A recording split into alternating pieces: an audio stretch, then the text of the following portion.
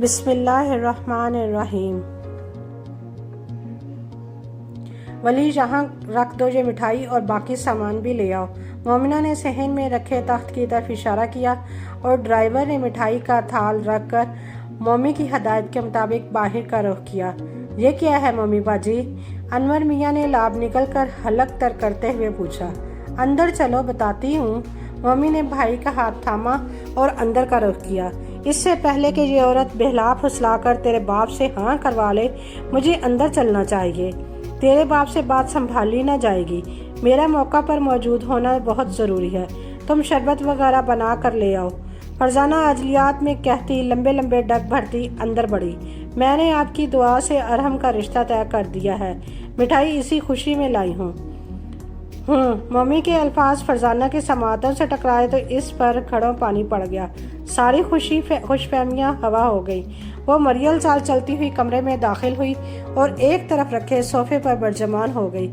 بھابھی گرمی کا زور کم ہوتے ہی ارحم کی شادی کی تاریخ پکی کر دوں گی۔ یہ مٹھائی اسی خوشی میں لائی ہوں۔ ساتھ میں آپ سب کے لیے جوڑے بھی لائی ہوں۔ مومی فرزانہ کی جانب مڑی۔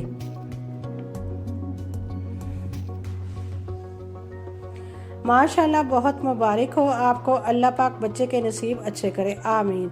دعائیہ کلمات کی ادائیگی پر حلق کڑوا ہوا تھا اور یہ کڑواہٹ چہرے کے نقوش پر بھی نمایاں تھی، جسے مومی نے ہمیشہ کی طرح خندہ پیشانی سے نظر انداز کر دیا تھا۔ منال بیٹا تیاری کر لو، ارحم کی شادی پر ڈھولکی تم نے ہی بجانی ہے۔ کم از کم ایک ہفتہ پہلے چلے آنا، سب خوب ہلا گلا کریں گے۔ منال ٹرے تھامے کمرے میں داخل ہوئی تو مومی اس کی طرف متوجہ ہو گئی۔ منال نے نافہم انداز میں فرزانہ کی طرف دیکھا۔ فرزانہ ہتک کے احساس سے پہلو بدلنے پر مجبور ہو گئی۔ میں اپنی بیٹی کے لیے بھی جوڑا لائی ہوں۔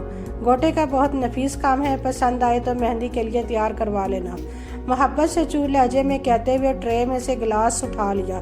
جی پھپھو، منال بمشکل مسکرائی۔ میرے سر میں شدید درد ہے، میرا تو جانے کا بالکل من نہیں کر رہا۔ اس موئے درد سے جان نکلی جا رہی ہے اور یہاں سب کو موج مستی کی پڑی ہے۔ ڈھولکی کی آواز تو رہی سہی، کسر بھی پوری کر دے گی۔ فرزانہ بستر پر لیٹی مسلسل بولے جا رہی تھی۔ منال منہ لٹکائے بے دلی سے ماں کا سر دبا رہی تھی۔ اس کا دل نہ جانے کے خیال سے ہی ہول رہا تھا۔ مومی باجی کا صبح سے کئی بار فون آ چکا ہے، ہمارا پروگرام پوچھ رہی تھی۔ میں نے کہہ دیا ہے کہ تمہاری طبیعت ٹھیک نہیں، اس لیے ہم کل مہندی کے فنکشن میں شرکت کریں گے۔ ہائے، مجھ سے نہیں جایا جائے گا۔ انور میاں کی بات سنتے ہی فرزانہ نے ایک بار پھر دہائی دی۔ چلو ٹھیک ہے، تم گھر پر رہ لینا، میں منال کو لے کر چلا جاؤں گا، جانا بھی ضروری ہے۔ انور میاں کہہ کر رکے نہیں تھے۔ منال سن کر چہک اٹھی اور فرزانہ سر اٹھائے کتنی ہی دیر بے یقینی سے خالی دروازے کو گھورتی رہی۔ زور لگا کر دبالر کی، جان ہی نہیں ہے تجھ میں؟ فرزانہ نے اس کے ہاتھ پر زور سے دبر ضد کی، گویا انور میاں کا غصہ اس پر اتارا۔ یہ بلال کدھر رہ گیا؟ پارلر گیا ہے، کہہ رہا تھا کہ تھوڑا تیار شیار ہو کر جاؤں گا، شاید کسی لڑکی کو پسند آ جاؤں۔ منال نے جنسی دباتے ہوئے اس کی کہی بات کو بڑھا دیا۔ تو کیا کہی کر رہی ہے یہاں بیٹھی؟ ان ٹوٹے ہاتھوں سے دبانے سے بہتر ہے میرے لیے چائے بنا لا۔ فرزانہ نے تب کر اس کے ہاتھ جھٹک دیے۔ ساتھ میں دوا بھی دے دوں؟ اس نے پاؤں میں جوتا اڑتے ہوئے پوچھا۔ زہر دے دے ایک ہی بار، کام ختم ہو جائے۔ فرزانہ نے جل کر کہتے کروٹ بدلی اور منال شانے اچکاتی باہر نکل گئی۔ مہندی کی تقریب گھر پر رکھی گئی تھی۔ کشادہ صحن کو خوبصورت شامیانوں سے سجایا گیا تھا۔ شامیانے تلے ایک طرف دیوار کے ساتھ گیندے کے پھولوں سے سجا سٹیج لگایا گیا تھا۔ سٹیج کے سامنے لال قالین بچھا کر لڑکیوں کے لیے ڈھولکی کا انتظام کیا گیا تھا۔ باقی صحن کا مہمانوں کے بیٹھنے کے لیے کرسیوں اور میزوں سے آراستہ کر دیا گیا تھا اور برقی کمکموں سے سارا گھر جگمگا رہا تھا۔ منال بہت اہتمام سے تیار ہوئی تھی۔ گلابی شرارے پر نارنجی دوپٹہ اوڑھے جدید میک اپ نے اس کا حسن دوبالا کر دیا تھا۔ وہ شرارہ سنبھالے باہر نکلی اور آتے ہی ڈھولکی سنبھال لی۔ ہے میرے یار کی شادی مگر میں خوش نہیں ہوں، بلال لہ کر کہتا قریب چلا آیا تھا۔ کیوں بھائی، تمہارے ساتھ کیا مسئلہ درپیش ہے؟ مومی نے چہرے پر آئی مسکراتے چھپاتے ہوئے بظاہر اسپاٹ لہجے میں پوچھا۔ پھپھو، اس کی شادی نہیں ہو رہی، بس یہی غم کھائے جا رہا ہے۔ منال نے بھائی کو چھیڑا۔ آئے ہائے لڑکے، شرم نہیں آتی اپنی شادی کا ذکر کرتے ہوئے؟ ابھی تو بڑی بہن کنواری بیٹھی ہے، زرین نے لقمہ دیا۔ میری بیٹی کے لیے تو بڑے بڑے لوگ رشتہ لے کر آئے، مگر میں نے نہ کر دی۔ جب تک میری بیٹی کے معیار کا رشتہ نہ ہوا میں ہاں نہیں کرنے والی۔ مجھے بیٹی ہے یا ہنی ہے کسی کی کھائی میں نہیں پھینکنی۔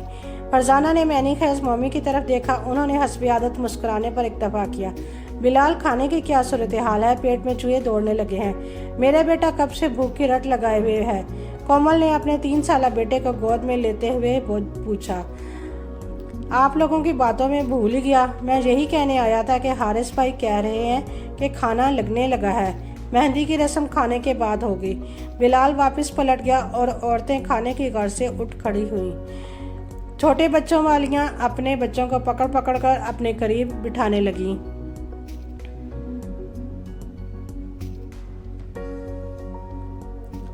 واہ، مامی باجی نے تو بڑی سخاوت دکھائی، دل کھول کر پیسہ خرچ کیا ہے۔ پرتکلف کھانے پر ہاتھ صاف کرتے ہوئے فرزانہ نے داد دی۔ ہاں واقعی، زرین نے اس کی تائید میں زور سے سر ہلایا۔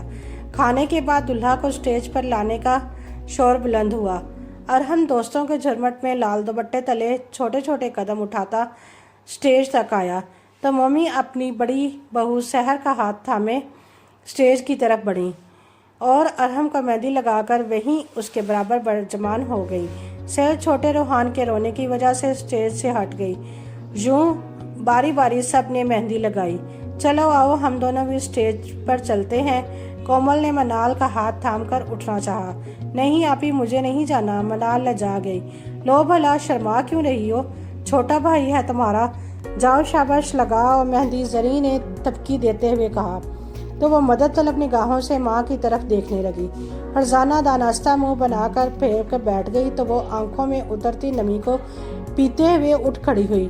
مہندی کی رسم سے فراغت کے بعد لڑکیاں ڈھولکی لے کر بیٹھ گئیں۔ لڑکے بھی وہیں آ موجود ہوئے۔ گانوں اور ٹیوں کی مقابلہ بازی رات گئے تک جاری رہی۔ آخر مومی کو زبردستی محفل برخاست کرنا پڑی کہ صبح بارات کی روانگی کی تیاری بھی کرنی ہے۔ خلاف توقع سب ہی وقت پر تیار کھڑے تھے۔ گاڑیوں کی ایک لمبی کتاب بصورت بارات روانہ ہوئی۔ شہر کے اچھے حال میں انتظام کیا گیا تھا۔ راہداری کے اطراف میں نیک سیک سے تیار خواتین تازہ پھولوں کی پلیٹیں لیے کھڑی تھیں۔ سب کا اہتمام دیکھنے لائق تھا۔ رسک برق جوڑے، نفیس جیولری، شاندار میک اپ، واہ کمال است! ہر لڑکی مسل ہور دکھ رہی ہے۔ بلال نے منال کا کوہنی مارتے ہوئے سرگوشی کی۔ یہ آپ امی سے جا کر کہیں، شاید آپ کی دال گل جائے۔ یقین کیجیے اس معاملے میں میں آپ کی کوئی مدد نہیں کر سکتی۔ منال نے ہنسی دباتے ہوئے بظاہر سنجیدگی سے کہا، تمہارے مشورے پر عمل کیا تو دال گلے گی نہیں، گل سڑ جائے گی، اور امید ہے میرا بھی شاندار قیمہ تیار ہو جائے۔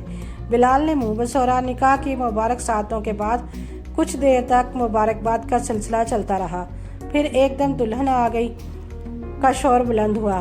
گولڈن اور میرون امتزاج کے نفیس کامدار لہنگے میں ملبوس دلہن جب ہال میں داخل ہوئی تو ساری روشنیاں ماند پڑ گئیں۔ یوں لگا جیسے ستاروں کے جھرمٹ سے چاند نکل آیا ہو۔ نور کی ودیع رنگت غیر معمولی تابناک اور کھنی لمبی پلکیں رخساروں پر جھالر کی مانند دکھائی دے رہی تھیں۔ آنکھیں شرم و حیا سے جھکی ہوئی تھیں۔ ہر کوئی اس کے حسن و سنگھار سے متاثر ہو رہا تھا۔ وہ سچ سچ قدم اٹھاتی سٹیج کی طرف بڑھ رہی تھی۔ اس کے حسن سے مبہوت ارحم میکانکی انداز میں اٹھا اور سٹیج کے زینے سے اوپر چڑھتی نور کے آگے ایک ادائے ناز سے اپنا ہاتھ کر دیا، گویا تھام لینے کی فرمائش کر رہا ہو۔ حال میں سیٹیوں کی آواز اور ہوٹنگ کا شور بلند ہونے لگا۔ لو جی، مومی باجی کا لڑکا تو ہاتھ سے گیا۔ فرزانہ نے ہاتھ ایسے نچایا جیسے مکھی اڑا رہی ہو۔ اس پیش گوئی نے زرین کے چہرے پر بھی مسکراہٹ بکھیر دی۔ نور لے جاتی شرماتی ارحم کا ہاتھ تھام کر سٹیج پر چڑھی تو ممی نے آگے بڑھ کر فرتے محبت سے اس کی پیشانی چوم لی۔ یہ محبتیں بھی بس چند دن کا ڈھونگ ہوتی ہیں۔ ارحا کی ساس بھی باری صدقے جایا کرتی تھی، اب جلاد بنی بیٹھی ہے، شادی پر بھی نہیں آنے دیا بیچاری کو۔ کومل کے لہجے میں کڑواہٹ ہی کڑواہٹ تھی۔ یہ مومی باجی بھی جلد گرگٹ کی طرح رنگ بدلیں گی، دیکھنا تمہیں یاد ہے نا ہماری ساس کیا کہا کرتی تھی مومی باجی کے بارے میں؟ فرزانہ نے سوالیہ انداز میں ابرو نچائے۔ ہاں ہاں، سب یاد ہے، زرین نے بھی آنکھیں مٹکاتے ہوئے کہا، یہ تو سحر کی قسمت اچھی نکلی جو حارث اسے اپنے ساتھ دبئی لے گیا۔ شاید ماں کی خصلت سے واقف تھا۔ اپنا دامن بچا لیا اس نے، لیکن ارحم بیچارہ کیا کرے گا؟ اس کی بیوی پیسے کی پیسے گی۔ مومی باجی کی چکی میں فرزانہ کی تائید میں سب نے تعصب سے سر ہلایا تھا۔ خیر سے تقریب اپنے اختتام پر پہنچی۔ روتی بلکتی دلہن کو مومی اپنے پہلو سے لگائے تسلیاں دیتی گھر لائی تھی۔ اس محبت کے زیر اثر گھر آنے تک دلہن کی حالت سنبھل چکی تھی۔ اب وہ بات بے بات مسکرا رہی تھی۔ فرزانہ کے ٹولے میں حسب عادت مسلسل چائے مگوئیاں ہوتی رہیں، جبکہ مومی ادائے بے نیازی سے اپنے کام نمٹاتی رہی۔ ولیمے کی تقریب بھی اہتمام و انصرام سے انجام پائی۔ ولیمے کے بعد سب مہمان ایک ایک کر کے رخصت ہونے لگے۔ مومی باجی، پہلی فرصت میں بہوؤں کو ہماری طرف لے کر آئیے گا، فرزانہ نے الوداعی بغلگیر ہوتے ہوئے دعوت دے ڈالی۔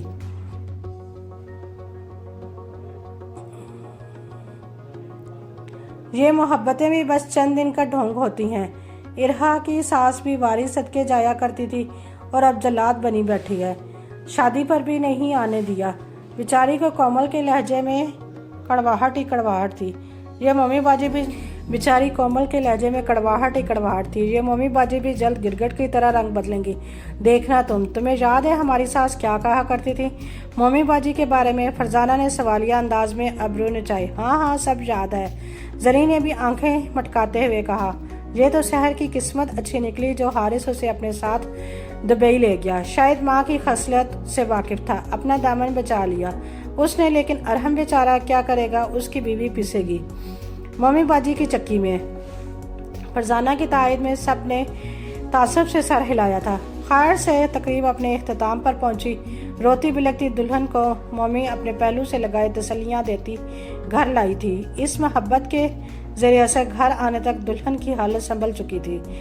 اب وہ بات بے بات مسکرا رہی تھی۔ فرزانہ کے ٹولے میں حسب عادت مسلسل چائے مگوئیاں ہوتی رہیں، جبکہ مومی ادائے بے نیازی سے اپنے کام نمٹاتی رہی۔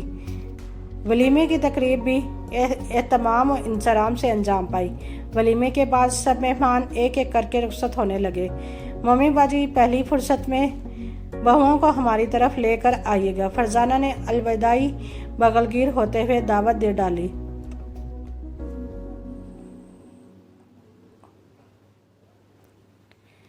بلال امتحان سے فارغ ہو کر اگلے ہفتے آ رہا ہے، کہہ رہا تھا کہ کہیں گھومنے پھرنے کا من کر رہا ہے، اس بار گھر بیٹھ کر چھٹیاں نہیں گزارے گا۔ استری شدہ کپڑے الماری میں رکھتے ہوئے فرزانہ نے اطلاع دی۔